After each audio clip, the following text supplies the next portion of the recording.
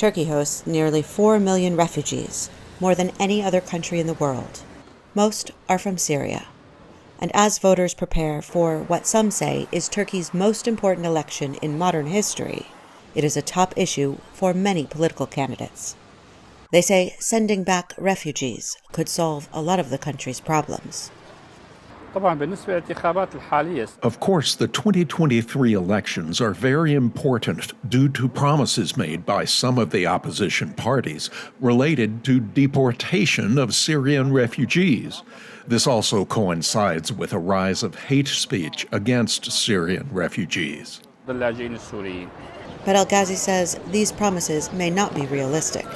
Besides the logistical difficulty of expelling a huge number of people, political leaders would face resistance from national and international humanitarian organizations who work to block this kind of move.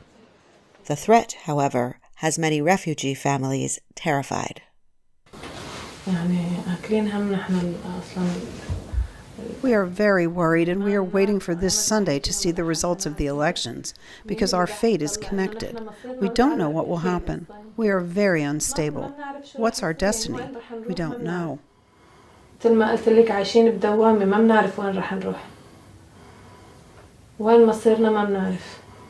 Samar doesn't want her face on camera or to use her full name for fear of punishment for speaking up for refugees. Besides surviving 5 years of displacement in the Syrian war zone where she lost her husband, Samar survived the February earthquake that killed more than 50,000 people in Turkey and Syria. Millions of people were forced from their homes, including Samar.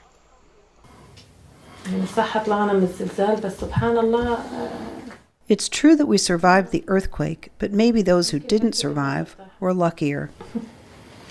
Luckier, she says, because they would not have to live with the fear of being forced into the unknown again.